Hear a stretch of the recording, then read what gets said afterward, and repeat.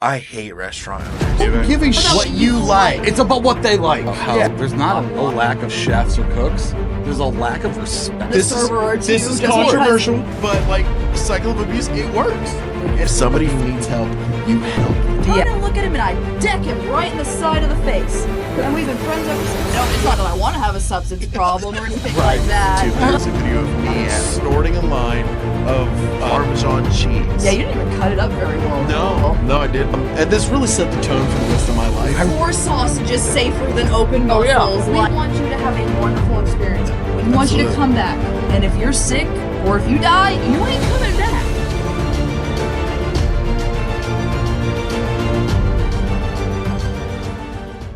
Welcome to More Salt, the podcast about the people behind the past, line cooks, chefs, cooks, bartenders, dishwashers, servers, anyone who keeps the service industry moving forward. Today I'm joined by Chef Joe, good friend of mine, and Lizz, another good friend of mine who has worked in the service industry for a long time, or at least used to. Yeah. You've been in it. You've cried in a walk-in. I say many a time. Had several panic attack in them as well. Like I said, it's kind of the precursor of, the only qualification that you need. Has something terrible happened in a walk-in? Yeah. Or something terrible happened that caused you to have to take a moment in that walk-in. Exactly. You got to compose yourself. That cool air is what you need. Yes, absolutely. Take that deep breath. Go in there, punch a case of fries. Yep. Fucking. Sometimes you gotta take that broccoli head and just smash it on the ground. It feels so good too. Yeah. Cauliflower explodes better, actually. So. You know what? You got a fair point there. Yeah. Say it's less messy too than the eggs that sometimes just shatter really well. If you've worked in a breakfast restaurant, there's just so much that you can smash on the back of that wall. Oh yeah, you did no brunch. Fuck brunch. No, we don't talk brunch. No brunch. We're gonna have to bleep out all these F words that I'm saying.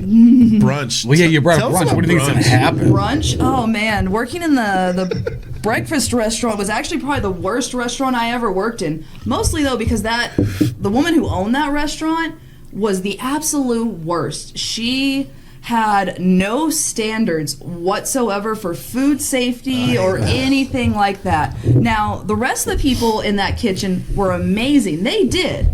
But what caused me to ultimately walk out of that one was I quit that restaurant. Several things happened, but the main catalyst was I went in to fill up my sausage pan. And when I walked in, there was a single sausage patty just sitting on the floor. So I picked that one up and I threw it away, filled up my pan. No. And when I walked out, that woman had pulled that sausage out of the trash can and asked me why I threw it away.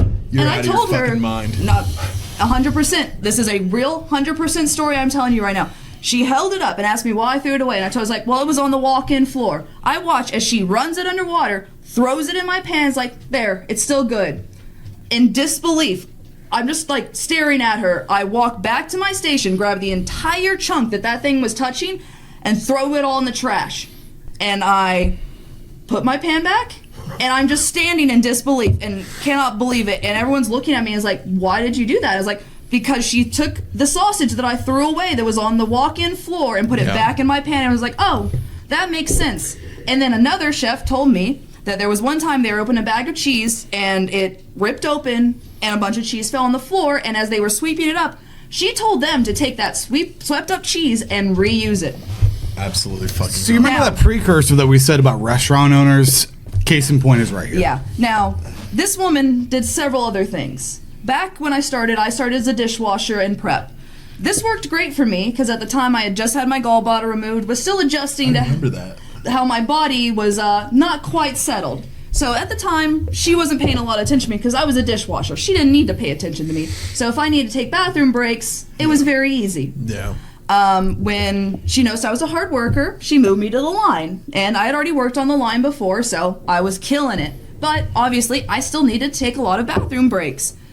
There was one time where we had cleared our tickets and I needed to go to the bathroom really, really bad. So I turned to Maria, who was working the station with me, was like, hey, I gotta go. Can you just watch it if a ticket comes in? She's like, yeah, I got this, no problem. So I'm running to the bathroom and this fucking lady turns to me and says, you know, maybe if you didn't take your phone with you in the bathroom. We're at 4 minutes. We're allowed to swear now. Good, because I tried to say that quietly once I called myself saying it. I saw you try and catch No, it. we're allowed to fucking swear now. It's okay. She sees my phone in my back pocket, which that's just where it stays. But she made a comment about how maybe if you didn't take your phone in the bathroom, you wouldn't be there as long. Now, mind you, in case anyone who doesn't know, once you have your gallbladder removed, there's a good chance that you're gonna be on the toilet for a long fucking time. That's just how it is. So, I make a point to spin around to her and tell her, like, if you're gonna make comments on my bathroom, I'm gonna go to fucking corporate about this because you cannot make comments about that. Shut her the fuck right up, and I went to the bathroom. A little thing called HIPAA. Absolutely. It's Yes. weird. Yeah. Yes. Yeah. Now, this is also the same lady that I was working at that restaurant when Hickman passed away. Oh, God. She did not make a very kind comment because I was working on the line when I found out he passed. This She was very... coworker or Hickman was my best friend. That's my friend okay. Joey. Yeah, Okay. he was a very He was close a very friend close of ours. friend of ours. I understand. Yeah, he was pretty much like my male counterpart. He was Okay. literally born a day after me. No shit. Yeah, and when we got together, we caused all kinds Yeah. of hell. Dude. Yeah. Yeah. He was a great human being. Point is, Absolutely. she was very nice the day I found out he passed away. On the day of his funeral, I came in afterwards, you know, because we were supposed to get paid, and we got paper checks. No one got direct deposits. Okay. And she was an absolute to me when I came in to get my check because, you know, I had requested off for the funeral, and she thought it was the worst thing ever that I showed up close to closing time to come pick up my check after the funeral. You know, all these things combined was just enough Yeah. for me to say, like, I don't want to work here anymore. Yeah. And if it wasn't for the fact that a lot of really good people worked there, I probably would have called that place in. Oh, And I get what you're saying entirely. if I ever hear anyone say that they want to go eat at that restaurant, I make sure to let them know they do not. And every so often, if I happen to drive by that place, I make sure to see if she still works there. And if I still see her name on that door, I make sure to let every single person I know, you do not. She's the restaurant owner?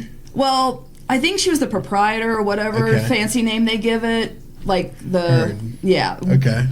Point is, she runs that place, and as long as her name is on that door, I make sure to let everybody know you do not want to eat there. Dude, and this just brings me back to, like, I hate restaurant owners. Like, people that own a restaurant that have never worked in a kitchen or never, like, they don't know anything about it. They open up a restaurant because they think, I want to make some money. Well, one, that's the wrong business No. plan. You don't I'll go into the break- restaurant business to make money. You I go will, in- I will break it down. You make 1% Yeah. of everything. Yeah, no. If you're trying to make money, don't open up a restaurant. That's not the way to go. Do something better with your time. You know, but I will say though, when we talk about restaurant owners, it's The best working restaurant for- owners are the people that have worked in a kitchen and Yeah. know how it's run. I mean, know, working and for that's why Cisco, I've opened so many new restaurants of people that have never owned a restaurant before. And I can tell in the first 15 minutes of meeting them if they're going to be successful or not. Thanks, Bella. Technical difficulties. That being said, but, you know, this woman took my advice. I said, you're going to be married to this place for 2 years. Might as well get a cot in the back because you're going to be sleeping here. She is doing amazing. Amazing. Yeah. Couldn't be more proud.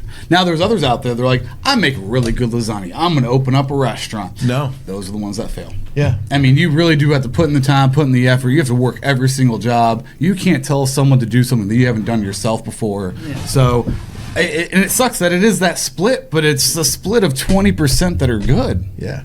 And it's like, we as chefs, like, if you're a restaurant owner, you come to us and you say, you know, make me a menu that it's gonna sell. Okay, cool, we can do that, you know, and we can do that well. But then the problem that I run into is that restaurant owners, like, they're like, I don't like raw onion on my burger. I don't give a shit. It's not about what what you like. It's about what they like. Yeah. It's about the customer. I don't Yeah. give a shit what you like. We're not building a menu for you. We're Yeah. building it for the public. I'm It's trying to the build a public menu that that's needs gonna- to buy this. I'm going to try to build a menu that people are going to like and that is going to sell and that is in turn going to make you money. But if you fight me tooth and nail on every single idea that I put out there, You're going to fail. Your restaurant's going to close in 2 years. Or it's that you run your product mix, you see what is not selling, and so you're going to 86 it from the menu. And then the owner walks up and is like, yeah, but the one regular, he really likes that. I don't give a shit about I that don't one care regular. about that one fucking regular. It's not making us money. Have that regular custom order that burger Yeah. again or whatever. You don't cater to that one specific Exactly. person. Yeah. It's the greater good And that we all look that's for. like at the low end of the spectrum for restaurant owners, you know, and then you get into things like what you were talking about, where they just don't respect you as a person. You know, Yeah. they look at chefs and line cooks and dishwashers and bartenders like the help. Yeah. Like, they don't respect you. They just think that you're another cog in the machine. It's like, dude, we are people with problems and feelings and you know, a hell of a lot of talent, too. Yeah. You know what the sad thing is? The food at that breakfast restaurant was actually really good. We had an amazing avocado toast recipe. We had some really good skillets and stuff like that. And it's almost I know. disappointing. As cliche and Right. as it is, but it was a really good avocado And it toast. sells. It does. Like, a lot of the food sold. Like, it was really good. And, like, I really like the people. I really like the setup. This woman just cared too much about her margins, did not care enough about the people that worked there. Like, Right. Yeah. you could tell that she treated a lot of the servers, a lot of the staff like shit. But a lot of the people in the back and a lot of those servers, they cared about their job. They cared about what they put out. Like, Yeah. none of us back there were going to serve that floor food. We were going to make sure, no matter as much as she wanted us to, we were not going to put out a bad product. We kept those customers from making sure. And that's like, that we were that front line. Dude, that's for that that's the customer. heart and soul of a kitchen. It is. It's that You know? pride. Yeah. Yeah. Because, like, even when the people above you don't give a shit, as long as the people that are actually like, the people that are in the trenches, the people that are doing the work, as long as they give a shit, they're going to put out a good product. And the moment that those people don't care about you, you are going to lose everything. I have worked in enough restaurants where you've seen both sides that the moment you stop caring about your employees, you're going to go straight under. I have worked in a restaurant where on New Year's Eve, because the owner did not care about his employees, we drank pretty much half the alcohol that the customers did. We did not claim all of the tips that we got. Yeah. Like, that restaurant went to shit that night because he overpacked us, because he didn't care. He just wanted to push as much out as possible Right. and screw us over in the process because he wanted to dip at 2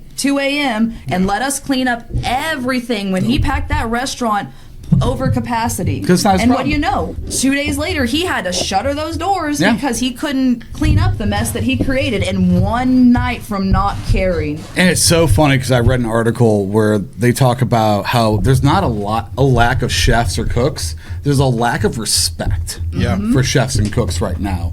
And everything that we go through day in and day out. I mean, we were joking earlier about being an electrician, a plumber, doing all these other small tasks that we have to do. Yeah. Guess what? If an Yeah, oven catches you're on far fire, more I'm than a fixing cook. it. You're Yeah. far more than a chef. You're a plumber. You're an electrician. Yeah. You are whatever you need to be to keep your kitchen functioning.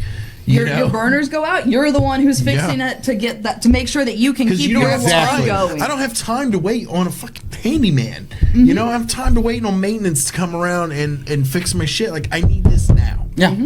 This is all at the end of the day. Wipe the rim of the plate, please. That's all I ever ask. You know, when it comes down to the little things. You know, and then they wonder why they wonder why so many of us resort to substances and booze to, you know, because at the end of the night, you know, it's 1 a.m. in the morning, you're getting off work, you've just had the most stressful night of your life, Right. You know, and you're supposed to just go home, go to bed, wake up and do it again. No. I mean, and once again, I mean, don't quote me on these numbers, but it was around 70% of all chefs, cooks do have depression, anxiety disorders. And either they work that job to help, or it makes it worse, which then again, you know, does lead to that substance abuse. Yeah. Why do you think we have shift shots, shift drinks? I mean, there's a name for it for a reason too, and you know, it's not the healthiest way to cope. No, but it may, if it's what gets you through the fucking day. Yeah. then I mean, so be it. It's sometimes what helps create a camaraderie too between front and back of house. Everyone gets together when it closes down, and everyone shares that shot or that drink. I And used to everyone's work- Like, I all used- right, we all had a shitty fucking night. Cheers to that. Let's Yeah. all, you know. When I was the sous chef at Community Beer Company in Dallas, and it was awesome. I loved that place. It had its faults like any other place, but like I loved what I did there. And at the end of every single night, it's a brewery. We have beer. 4 days. We have beer. Yeah. And so I would go and I'd get shots of. They had an Imperial Legion Stout, so good, just so good. And I'd bring shots of this stout back because it was like 9% alcohol, which for beer is up there. That's where you need to go. I'd gather the dishwasher, the cooks, everybody. I'd gather them all around. We'd talk about the night. We'd do a shot, and then we'd close. And that sort of camaraderie. I mean, they still do that to this day. Even though I'm not there anymore, they still have carried on that tradition, and it brings so much love to my heart. It's that camaraderie, though. Yeah, you need that. You need that because you guys are going through, like, when you work on a line, like, some nights are easy, some nights are fine, but then there's nights where it's anything but. It's rough. Those nights it feels like war. When the front of house manager walks back and says, you guys haven't gotten any tickets in 20 minutes? Those nights. Yeah. Because we've all been through smooth shifts where everything goes great and everything's fine, but we've also had the tickets hit the floor. Yeah. And you take that 5 seconds to kick and scream till everyone just to fire everything they have, and you make your way through it. And you go to sleep, you hear that Pritchard noise in your fucking head. about I that. still have nightmares of that printer noise, and I've been out of the industry for what? 6-7 years at this point?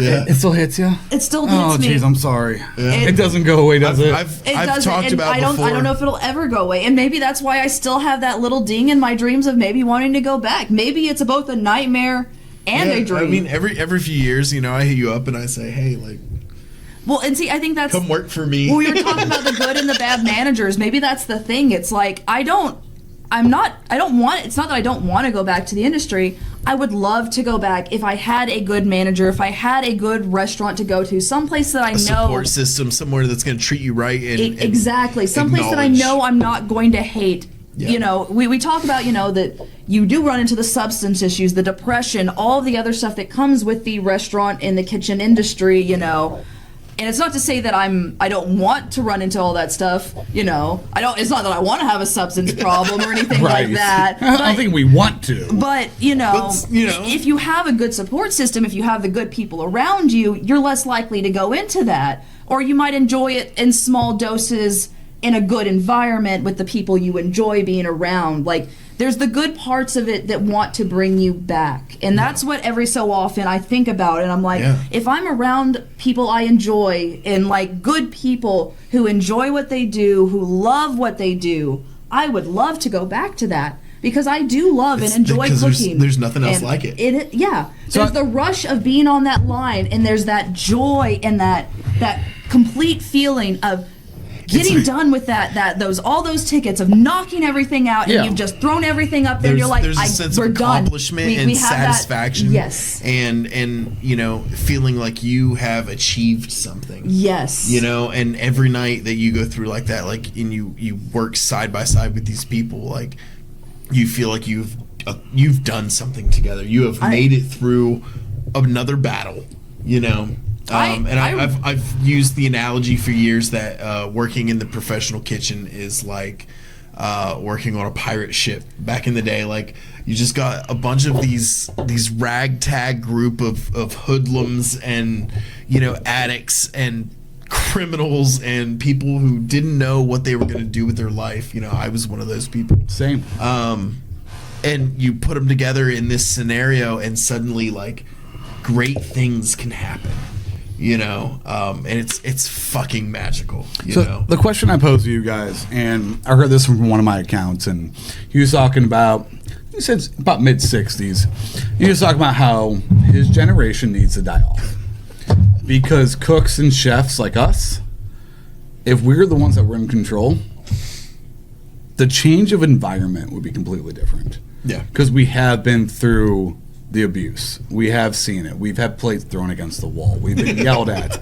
We've been Watch POS systems get punched and you name it and everything else. And we've also unfortunately given the abuse too because we felt it and then unfortunately mirrored it out sometimes too because Because that's what you do. cycle of abuse. Yeah. exactly Cycle of abuse. It's really what it is. I mean, look. I know I've yelled at a This server or two. this is just controversial, but like, cycle of abuse, it works.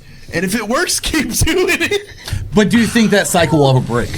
Yes, 100%. I can tell on your face you say no. I say yes because I like don't, it the way that it is. But I say yes as well. I agree with you. I fully agree with you because it needs to. It does need to. I get where he's coming from. I see where you're Hear coming me? from in the sense of You want Sean? because I get what you're saying. It does work to a degree, but there's a better way to do it. Yes. Sometimes you get that frustration, and when you yell at someone and you see that light go off in their head or that little light bulb where they get it, they finally get it. That yelling worked, and they finally understand what you were what you were telling People do them. learn differently. But we need to stop that because I know that I would have learned a whole lot Nah, quicker make sometimes kitchens if I toxic hadn't been again. screamed at certain ways. Now I'm ADHD as fuck, so screaming does work for me. It took my parents a while to realize I needed to be hit to learn. Yeah, But I that's wish my not mom would have everybody. hit me more as a kid. You know, I think that would have done But me a lot of good. in a professional setting, in a kitchen where there's a lot of sharp instruments and a lot of things I that wish can we go could. wrong. I wish we could hit our employees, but like it's not allowed. No, but to you guys, is it holding someone accountable, or is it them doing dumb shit knowingly? Yeah. See, that's the thing. And that's what the difference is, because if you're doing something fucking dumb, and I see Is it you, ignorance or is it malice? exactly, and I think there's a huge difference between the two. If we could differentiate between the malice and the ignorance, malice I feel like deserves to be yelled at, while ignorance deserves to be taught. I'm with you there. I mean, I've said it before. Like, But also malice needs to get the fuck out. Yeah.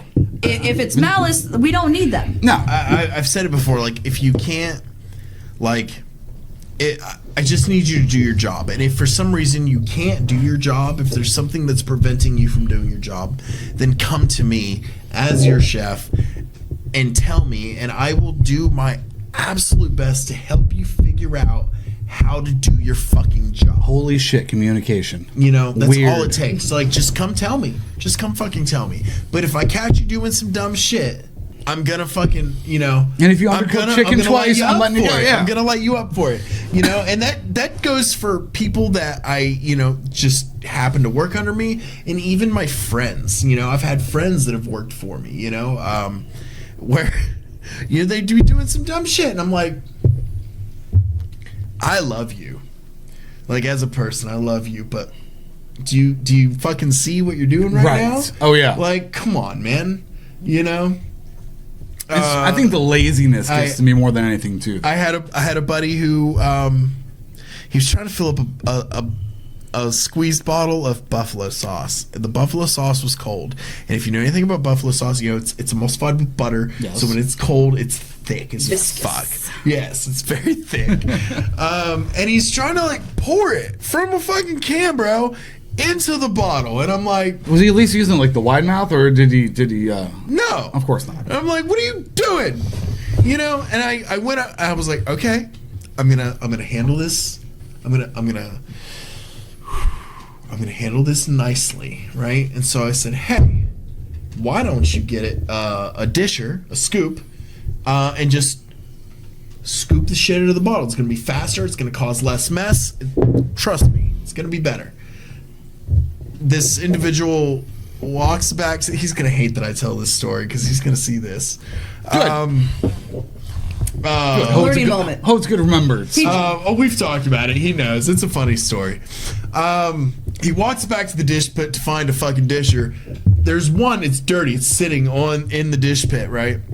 Looks around for fucking 2 seconds, and then he walks back to like the equipment storage in the back.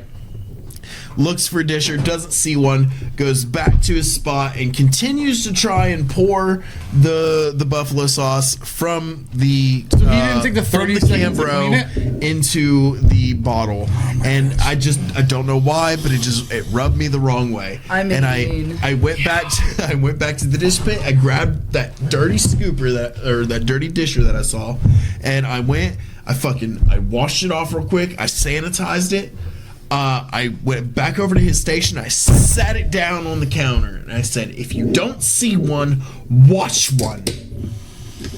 And at the time, he was not happy with me, right? Because made a poor decision. I was being aggressive, admittedly, but he made a poor decision. He wasn't thrilled with me at the time. But I mean, by the end of the night, by the end of the shift, he was fine. He knew that I was right. He was just mad that he was wrong. Yeah. And I get that. Like, you literally have learned a lesson. This is the act of learning something new, and he didn't hold that against me, and he didn't take it personally, and I am grateful for that, because a lot of people, when you get onto them, they do take it personally. They do get a little upset, and they're like, "Mary, you're an asshole." It's like, yes, I am an asshole, but I'm right. And I'm an asshole that taught you something. I'm not just here to fucking tell you what to do and be a dick. Right. I'm here to teach you how to be a better and more efficient cook. And so, like, when I tell you something and you don't listen, and then I get upset about that, and then I correct you more forcefully, don't take it personally. It's just me trying to get you to be better. And if you can grasp that, and if you can accept that and run with that, then you're gonna be better, and then I'm never gonna have to fucking get on you again. Yeah, I mean, people do learn different ways. I mean, I was a training officer in the military, and guess what? I had to learn how you learn. Yeah. But in a situation like that, to me is, oh, look, there's something that I need, but it's sturdy. Yeah. Just fucking wash it and get your day over with. Yeah. Obviously, your superior just said this is the best way to do it. Just do it. Wash the fucking dish. Yeah. Wash the fucking dish. And if anything, if that's the only one and it's dirty, I'm gonna be pissed off that it's dirty. I'm gonna be pissed off I'm having to wash it, but I'm gonna take the 30 seconds to fucking wash it and get it done. Because how long does it actually take? Yeah, like not even that 30 seconds probably. Right? But even if you have to be pissed off that it's dirty and you have to wash it, just fucking do it and get it done, because it's going to take less time to do it that way than the long ass way it's going to take you to do it trying to not do it the right way. And then get shit on by this guy again. Yeah. And like, look, I'm a good person. Ultimately, yes. I'm not always a nice person. I'm not going to lie, you are, because that's why I'm sitting here. I have a hard time being gentle with folks. And I think that's because of the way that I was brought up. I actually think you phrased that well. The first interaction with you, one of our first interactions. I told him this story. I already know where you're going. I told him the story earlier. I was like, everything you need to know about Lizz is in this story. Tell the story. It's okay. Okay. So... I do want to hear your side, too. So this is good. This is good. So this isn't our first interaction, but this is one of the first real interactions. We had as friends. Yeah. As we're sitting in the back of the car. And I can't even remember how this started, but we're just sitting next to each other. How old are you guys at this time? God, we're teenagers, but we're not like... Maybe 18. I was maybe 18. But still teenagers regardless. You were probably 19 and I was probably 18, 17. Okay. Yeah. And I just remember... Long time ago. Yeah, I just remember you turned to me and you take a good hard look at me and you're like, you got longer sideburns than I do. And I just... turn and look at him, and I deck him right in the side of the face. And we've been friends ever since. Yeah. I told him that story earlier, and I was like, It's one of the only, 2 or 3 times I've punched you in the face? Oh, there's more than just that one? I don't remember the others, but yeah, I believe that. I say 2 or 3, because I know for sure there's one other time I punched you in the face, and I feel like there might have been one other time that we were drunk. That's why I can... That's the only one I remember. There was another time at Peyton's house that I punched you in the face. That's where we were going on that... Well, so was that the same night you snorted Parmesan? Because the night, okay, because then I punched you again later that night in the face. Full stop. Somewhere out there in the abyss that is YouTube, I have that video, and we'll never if you can find it. Props on you, but we're not. Please leave it in the comments. That account anymore. I know how to find it. I'm not going to give that information out, but somewhere in the abyss that is YouTube, there's a video of me at 18, 19 years old, snorting a line of Pizza Hut Parmesan cheese. Yeah, you didn't even cut it up very well at all. No, I didn't. And this really set the tone for the rest of my life. Just a bunch of stuff just kind of went up my nose after that. Car ride was also that same night that we went to Peyton's house. So that was twice in the same day I punched you in the face because I remember it was at the same night you snorted Parmesan cheese was the same night I punched you in the face again. So I didn't realize that was twice in the same day. I always associated that was two separate occasions. No, that was the same day. God damn it, I punched you twice in the same day. And now look at us, besties. Oh, look at that. Who would have thought almost 20 years later we'd still be friends? I told him that story earlier. I told him, I was like, I said the thing about your facial hair. Yep. And then she punched me directly in the face. Didn't even hesitate, just bah! And it might take a second just to stare at you, but no hesitation in the actual punch. And I told you, I was like, I gained the most respect for her that day, and I was like, we've been best friends ever since. You are one of the few people that I will trust wholeheartedly in the world because we're talking about anything. I can just talk about anything, right? Basically, yeah. So just to fill you in on how close we are too, there was one night. I'm still with this guy at this point now, but we had I don't remember what happened. We had a really bad thing going on. I ended up taking 2 ecstasy pills, and I was in a real bad way. And I needed somewhere to go. Line cook shit. Yeah. And line cook shit. I was something really bad had happened to me. I remember this night. Something bad had really bad had happened to me. Okay. And I could not trust a lot of people. And our friend Shlee had come and picked me up from the apartment. It's essentially my sister. Gotcha. That I had been staying at with the guy that I'm still with now, but we had hit a really rocky patch at that moment because somebody else did something very horrible and was spreading a very, very nasty rumor about me. And our friend Shlee picked me up and took me over to Josh's house. And I stayed at Josh's house. And because I knew that I could trust Josh. I slept in Josh's bed. I stayed there. I was tripping absolute balls. I had taken 2 ecstasy pills just out of nowhere. Yeah. And Josh stayed, and he made sure I was okay. He made sure that I was taken care of. And the next day when I was better and fully just with it, he made sure I had everything I needed and made sure that I could get to where a safe place and get back to where I could go home and because when somebody needs fucking help, you help them. Exactly. Yeah. And that's literally what that boils down to. What it is. For all of my faults as a person, if somebody fucking needs help, you help them. Yeah, and he has proven time and time again that this is a absolute. As shitty as you try to act, you are a wonderful human being deep down in your core. I know you don't want to admit it. He'll never admit it either. No. I try. But I do try to be a good Try not to admit it. Yes, we know. You can be. You can be when you want to be. I have my moments. You have your moments, but, anyways. Yeah, it was... But I remember that, honestly, a lot of that, why I did that, does fall back into, being okay with just taking substances to deal with issues, and a lot of that comes from being in that industry and being used to just taking any kind of substance to deal with that. A lot of the reason I was even had ecstasy is because I was already in the industry and had connections through the industry to get this stuff. It's either you take something to get through the shift or you take something after the shift to make it go away. Yes. Yeah. I even had those ecstasy pills for me and the guy to take because I got them from another cook because he was like, "Hey, I got these. Do you want them?" I was like, "Fuck yeah, I want them. We're going to have a long weekend, why not?" What we do is hard. And people don't I talk a lot about how it's an absolutely thankless job. Even still, I'm not a line cook anymore. I've moved on to bigger things.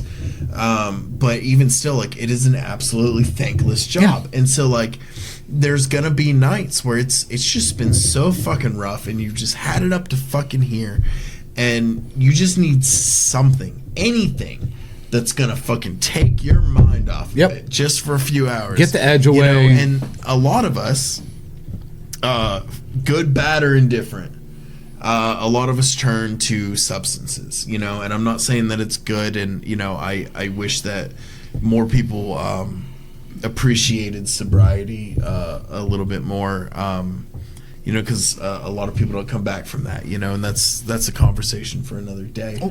I think the hardest thing with that, too, is that we work in a job with immediate gratification. Yeah. It is, this is done in 5 minutes. It's done, it's over with, it looks great, awesome. When you clean at the end of the night, you rush through, but yet you look at that stainless, you look at that floor, immediate gratification. Yeah.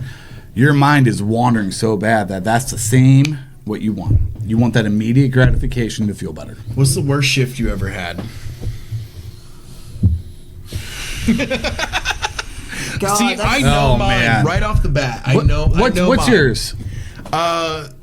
Valentine's Day. God, what year is it? 2025.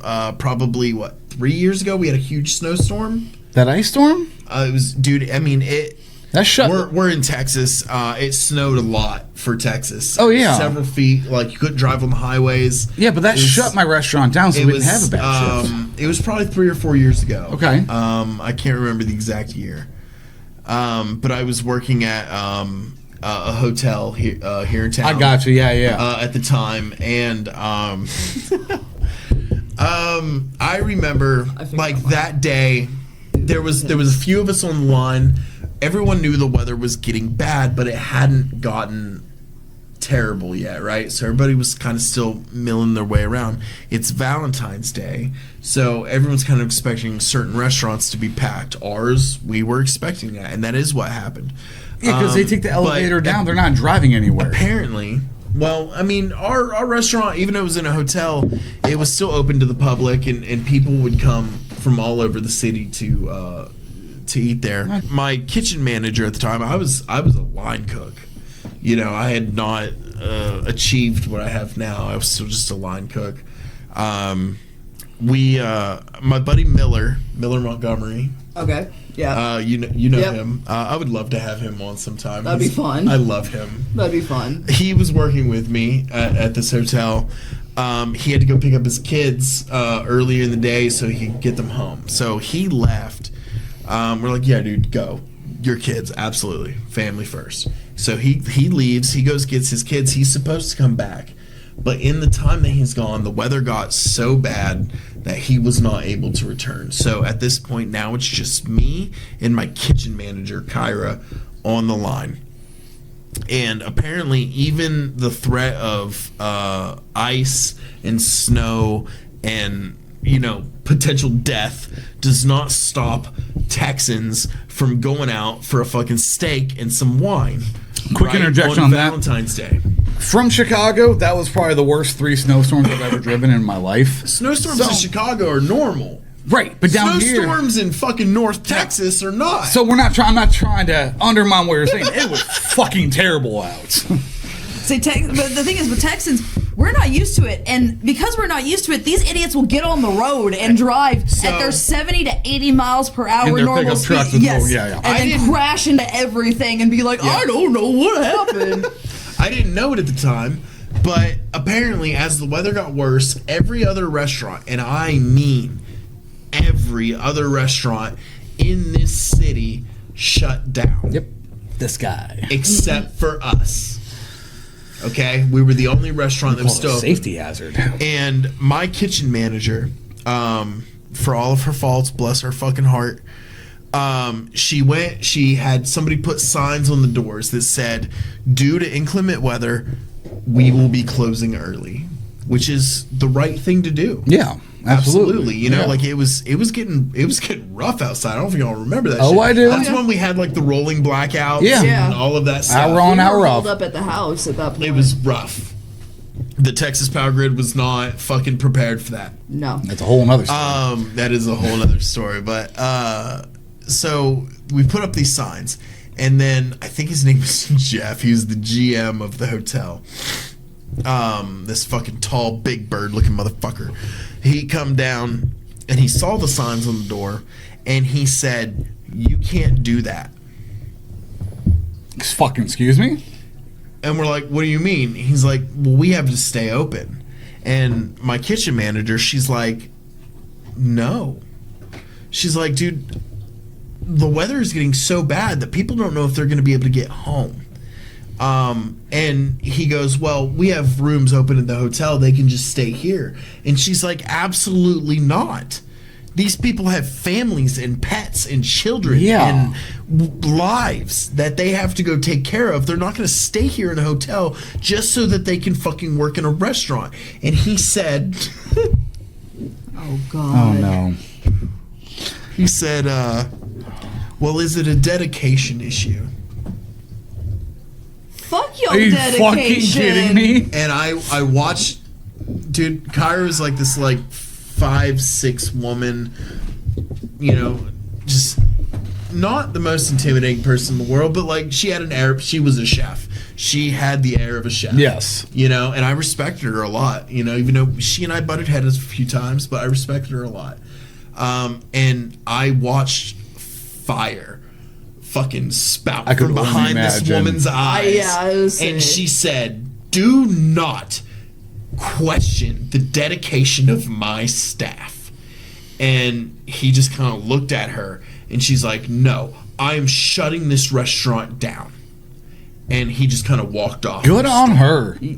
Hell fucking yeah, hell yeah to that. And dude, at one point in the I want night, to shake her fucking hand. we were getting slammed, and there was like there was just a very small, like not even a 5-minute lull.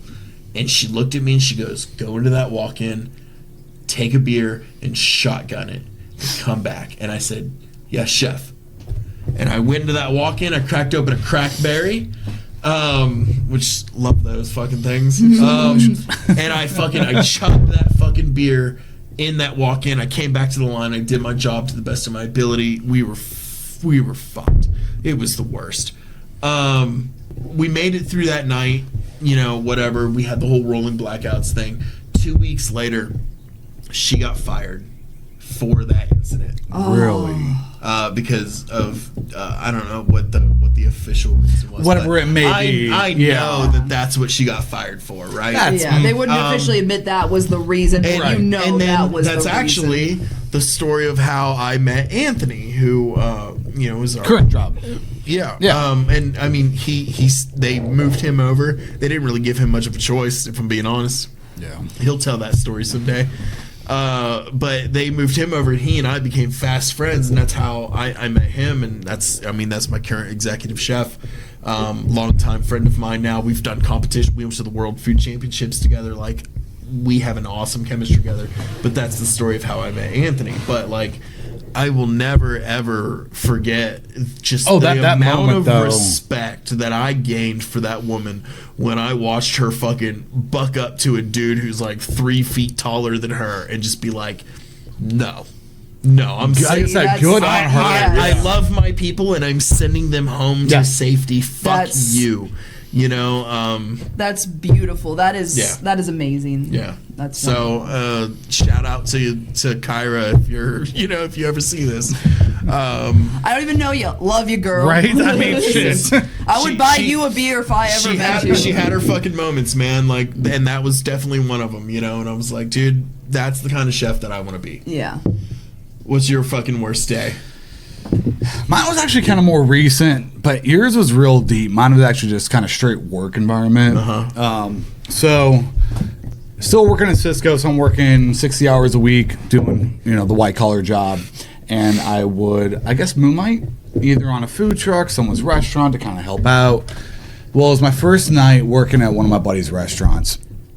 And I went in early just to do prep work, which is fine. It's cool. Here's a recipe for a sauce, but how do you guys make it, et cetera, et cetera. Start getting closer to, time for service. Well, I'm running Expo on a menu that I looked at for about 30 seconds, but I'm like, hey, food is food, right? Figure this out. It'll be fine. I've been doing this for years. It's fine. No, it wasn't fun because we had two 18-year-old kids stodging that night. On a Saturday night. Ooh. Luckily, the line was, it was the A game. Yeah. And they're good. And I love them. Where was this at? Pecone. Okay. So you know, Okay. yeah. So you Steve-O and all Okay. them, yeah. Okay. I love, dude, so much love for this. My favorite restaurant to just pick up shifts at because they are just such amazing I love people. going I just- there. It's Quick interjection. I just want to. This is a man who, while he was working at Cisco, would go and work on a line voluntarily to burn off steam. All right? I gotta give you props You're for a that. fucking got it. psychopath. Yes, yes. I don't know I how you agree with do that it. statement, but I gotta give you props for that. That's awesome. I mean, honestly, that's kind of something that I would love to do. Just like if I had the time to just like hop onto some line and just like real quick, just get that out. Like get that little like. I want to work on a line real quick. And it wasn't even that. I do that at work expo. sometimes. I didn't wrong even cook. with you? I I need to played get into it. that at some point about how I do that at work sometimes. But it was also a friend reaching out saying, "Hey, we're shorthanded. Can you?" Yeah. Yeah. Like what you mentioned earlier. Yeah, I'm gonna be there for my friends no matter Yeah. what. If somebody needs help, you fucking help them. So, you guys run Expo before, right? Yeah. Oh yeah. Oh, yeah. What happens if you move away from that ticket machine for more than 15 minutes? It goes to hell. Yep, Oh, sure yeah. does. So I'm trying. Well, I mean, it depends on who you put in on Expo in your Oh, place. had no one. Had no Yeah, one. so It if you was- want- Well, just then you walk should away, have walked yeah. away. I had these two 18-year-old kids that I'd teach how to plate desserts real quick. I didn't have enough time, so I'd fire ahead of time, and then I'd try to come back, and now there's 10 more tickets sitting there. But that was a whole night. It was a whole night of me having to run to the walk-in, run to stores to grab stuff because I can't say, hey, go grab this for me because they don't know where it's at. I can't blame them. It was their first night. Yeah. You know, it snowballed. It snowballed real bad. I can see how that would happen. And it was just my head Got was out of spinning hand real quick. and I was lost. And for me, I have very high anxiety brain. I was gone. It was almost like a complete meltdown when it came to that night. And that was the night that we sat around outside and had a little talk afterwards. Yeah. I have never left a shift more stressed, even after a Sunday, a Saturday brunch, than I had with that one. The hardest part was because I came to help a friend, and I feel like I let them down. That's what really. And cuts that's deep. what made it so bad for me. But the funny thing is that they're counter service, so you place your order, then you get a seat. The next weekend that I worked there, we were pumping out food so fast, no one had seats yet. Oh wow, yeah, because I've eaten there several Yeah. times. It's a very small area with very limited seating. And Exactly. There's definitely been times where we've walked in. It's like, oh my god, are we gonna actually have a place to sit? Like we place our order and then we kind of look around. It's like, okay, we either have to sit at this little tiny bar area or we just have to kind of stand around and hope Right. we get a seat before our food shows up. But the best moment was when the server walked back and she's like, can you guys slow down? I'm like, No. how bad? Yeah, like how much do we need to? She's like, oh, maybe like 5-10 minutes. I'm like, all right, we'll hold for a little bit. But in my mind, I'm like, fuck yeah. We took last week's shit show. We talked about it. We made the fixes. And this week, crushed it. Yeah. So it It almost, feels good. but it almost came like the worst shift that I've worked as an expo to being the best shift that I've worked as an expo. And everything just clicked that night. But once again, kind of going back to what we were talking about earlier, it was that camaraderie. Yeah. Because everyone knew their job. They knew where they fucked up last week. I knew where I could jump into if someone needed help because I studied the menu over the week. So it was one of those, like, yeah, it was absolutely miserable. But it turned into, this was an awesome fucking shift. Yeah. So, Hell yeah. I don't want to live that ever again, though. What's your worst? What was your worst experience on the line? So I kind of technically have two. One of them's very straightforward, and then the other one is also technically how I ended up walking out of a job. Okay. The straightforward All right. one is the day that I found out Hickman died. Okay. So that's honestly pretty strastraightforward. You know, Right, you yeah. find out a friend Yeah. died while you're on the line is Absolutely. a pretty awful shift. Yes. Yeah. But yeah, the other there's one- nothing that's gonna fix that. No. Was while I was working at a movie tavern, and for people who I don't know how regional this movie taverns are, it's a movie theater / restaurant. So you order food, and they serve food there. So at the time, I was working as both prep and line cook. So this specific day, I was working an evening shift and expected to come in the next morning and work prep. Now this at the time, The old clopen. yeah. At the time, my specific prep that I did every morning, and I don't remember exactly why they had me working a closing shift that night, because I was always working morning prep. Okay. And the specific prep I did is I was the person that handmade all the chicken tenders. So I cut chicken hate breasts. chicken tenders. The 3-stage? Yes, 3-stage, full 3-stage on People, all of it. I want to interject for real quick.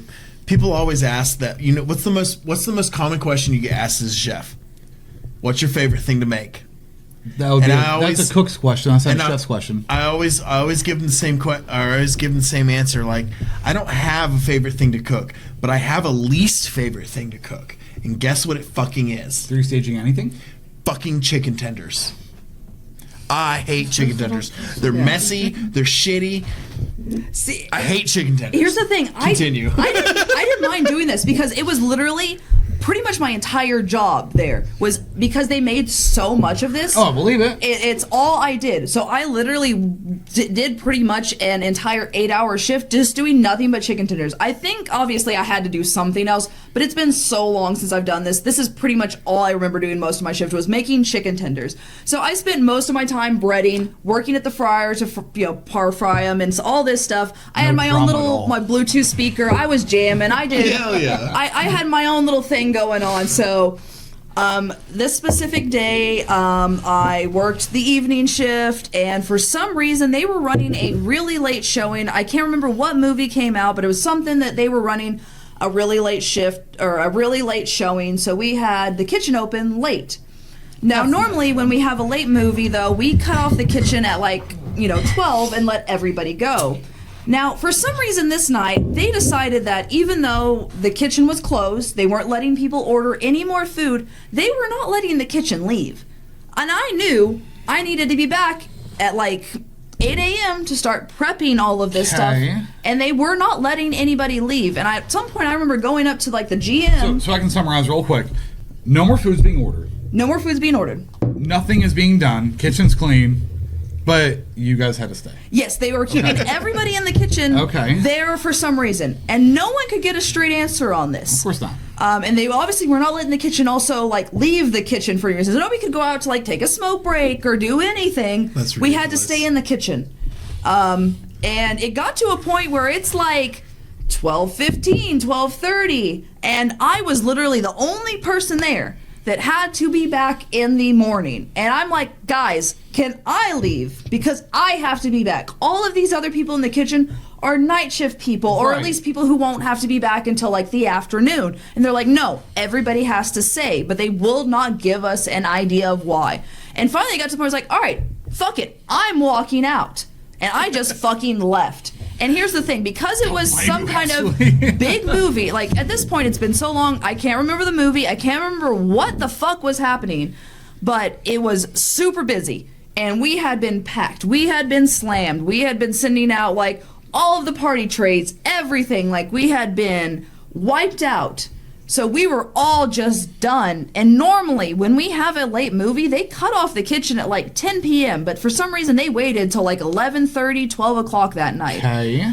And it got to the point where it was yeah, I'm not waiting here any longer because I'm expected to be back super early in the morning to start prepping for 5 hours to make goddamn chicken tenders. Fucking chicken tenders. And so I walked out. But my intention was to come back the next day.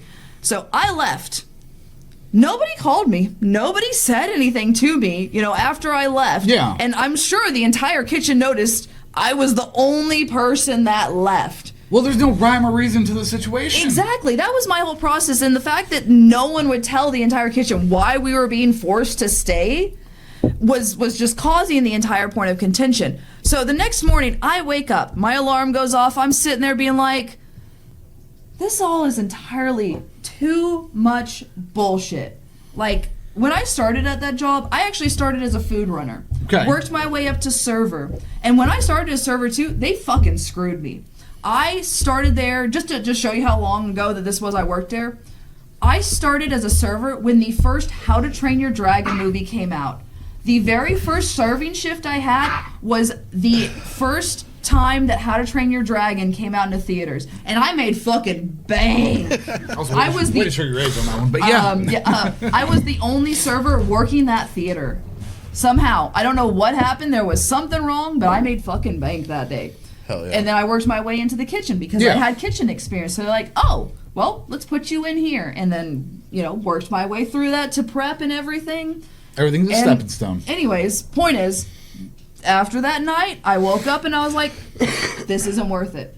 And I didn't call anybody to tell them I wasn't coming in. I just fucking no-called, no-showed. And it's one of the few jobs I ever did that to.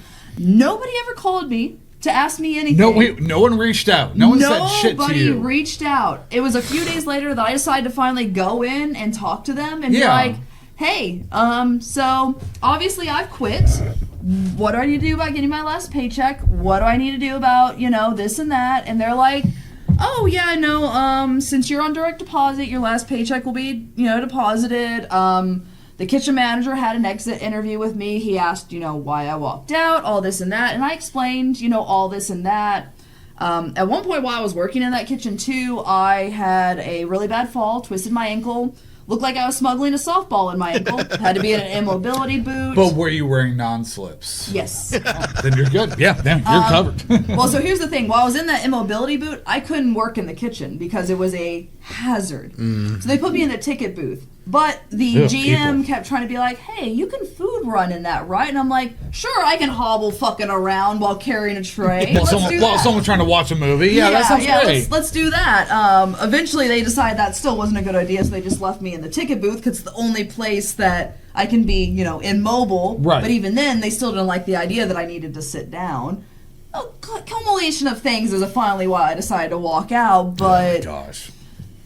Yeah, so that was ultimately the worst shift I can really think of that I walked out on because, like I said, a lot of this has been so long. I've been out of the industry for so long, but I can think just like, why would you keep us that long? Did you ever get a closure to actually what happened that night either? No one. And no one said anything. I ended up asking the kitchen manager, too, when I had my exit interview. I was like, did they ever tell you why they were wanting us to stay that long? And he said no. The GM never told us why, because, like I said, normally the kitchen is let go way earlier, obviously, because, the kitchen's shut down. We're not making any more food. We clean up and we leave.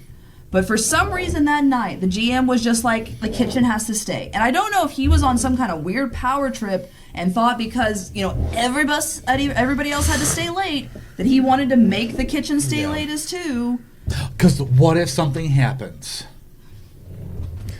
If I know, but I haven't walked out of very many jobs. There's only been a couple, but one that really stands out to me is I briefly worked at this golf club, and the chef there, he was this Italian guy, like he's from Italy.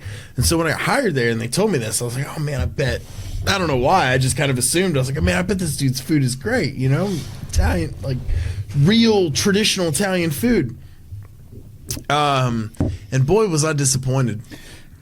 I started working at this place, and I very quickly started to just notice things. Even as a line cook, I was just like, that's not right. It's wrong. It's just wrong. There came a day, my last day, where two things happened. Right? I had gone into the walk-in to kind of clean up the walk-in. It was awful. I moved a big shelf off to the side, and in the corner there was maggots in the walk-in, and I was like, oh, that says a lot. I don't like that. I mean, that takes time. That's fucking too. Yeah, that takes time. Like, how long's it been since anybody came in here and do this? So that was already just kind of sitting in my mind, right? And then later that day, we're in the middle of service, and one of the new things that he'd rolled out was mussels. Oh, now you're talking seafood after maggots? Great. And I was paying attention, I was just kind of like, I want to know what was on my line, so I know that there's mussels on my line, and I look over and I see these mussels, and they're just sitting on the line, like, at the top of the line, and a lot of them are just open. Oh, that's good. That's real and good. if you know anything about mussels, you know that, like, when they're alive, they're closed, and you want to cook them, you want to serve them like that, so like you take your mussels, you put them in a pan, you cook them, they open up a little bit, like that's how it's supposed to go. But if your mussels on the line are already open, that means they're fucking dead. Yeah. And as gently as I could. I said, "Chef, like these mussels are no good. You know, like we can't serve these." And he looks at them and he's like, "No, they're fine." And I was like, "Chef, these are all open. They're dead. Like that's not good." You know, he's like, "They're fine. Serve them." And I think you and I's conversations that And, we've had offline about stuff like this, that's not okay. That's I immediately I was just like, look, like at that time, you know, I was just like, I'm not a chef or anything, but like I know that like I've served mussels before, you know. In my barley days, I was like, you know, that I know how this is. Right. I know how this is supposed to go. Common sense on top of it. Really, yeah, honestly. And I was like, "Chef, we can't serve these. You're gonna fucking kill somebody." And he was like, "Serve them." Okay. And when I took my lunch break, I went out to my car and I just kind of sat there. And I called my of all people, I called my mom. Right. You know, because like even as an adult, you're like, look, I'm about to walk out of a job. I need to know that, like, I at least want to know, like, maybe my mom, like, is supportive of this decision. I don't know why, you know. So I called my mom and I was like, this is what's happening. This is what I'm experiencing. And this is what I'm about to do. Like, I know I need a job. I know that, like, things are tough right now. But like I just cannot morally get behind this in the way that they're doing things at this place. I couldn't do it. And you know, my mom is usually the kind of person to tell me, you know, don't quit your job, look for another job and then quit. But when I told her all that, she was like, "Josh, you do whatever you feel like you need to do." And I never returned from my lunch break that day. You could kill somebody. Knowing your mom, her telling you that, like, yeah. But I pulled out of the parking lot and I left and I never went back. trying to serve fucking open mussels, no. Yeah. Like, fucking floor sausage is safer than open mussels. Like, come on. And it was Give me another one of these grogs. What is this? Grog.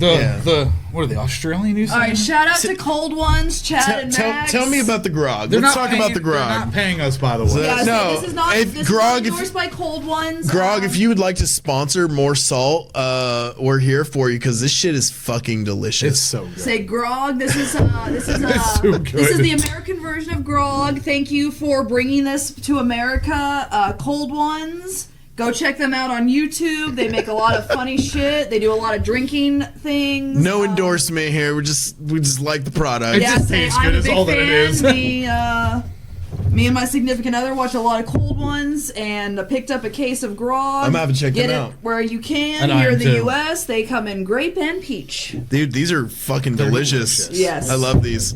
But what I was going to say, back to your story, though, is the fact that people look at cooks as these slimy, grease-covered kids that can't hold down a real job. And a lot of us can't. But at the same time, We're your last line of defense sometimes. but the thing Yeah. is, how much do we give a shit about your safety? Yeah. About health standards, about allergies, about you tell me you have an allergy, I'm going to go above and beyond I mean- to make sure that you're okay. It's We like I give a said shit. earlier. It's an active service, and I don't know how much you guys know about like addiction and recovery and stuff like that. But like when you go into like NA or AA, they talk a lot about acts of service. You know, performing an act of service for somebody it gives you the same brain chemical reaction as, you know, any stimulant or selfless. whatever. Like it gives you that boost, right? And it makes you feel good, you know. And so performing an act of service for somebody is huge to anybody that's ever dealt with anything like that. And I think a lot of people in the service industry can relate to that, right? I agree. And so like when you call out something like dead mussels on the line or fucking maggots in the walk-in or fucking some just abhorrent fucking sausage on the floor. Yeah. You know? When you call that shit out, like you're not just doing that because you want to or because you feel like you have to. You're doing it because you know that that's going to affect somebody else or that it could. And It could kill somebody. And Someone like me, you know, or that is you, in and of we could- itself an act of service. We might be okay eating that, but there could be somebody else out in that restaurant who, when they eat Has it, that- it could put them in the hospital. It could kill them. Yeah. Their immune system may not be able to handle that. And we fucking care. We see that. We don't want to serve that to you. We're not good at much, but We may be we're fucking good at this. degenerates. Yeah. We We're may, good at fucking we may this. Be slime sometimes. We may be drug addicts or whatever the fuck you think of us, but we still care. Yeah. We want your food to come out wonderful. We want it to taste amazing. And at most, we want to make sure it doesn't make you sick. Yeah. We want you to have a wonderful experience when you eat this food. And we want you to be happy. Yeah. We want you to absolutely. come back. And if you're sick or if you die, you ain't coming back. Yeah. So, yeah, Also we're going to last isolate time that. friends. I think like that, because I think you made the most solid point there. yeah, absolutely. It's the way that the perception of cooks, the perception of chefs, the perception of shit, even a bartender. Yeah. They still want to give you the best service possible. Yeah. Why? Because it's the right thing to do, because we have pride in our jobs. Yeah. And I think with that, we're going to wrap up this episode. We're past an hour now. So thank you guys for tuning in and joining us on this. And thank you for joining us today. We Yeah. appreciate Yeah. it. Hell yeah, guys. Stay salty, my friends. Stay fucking salty, y'all.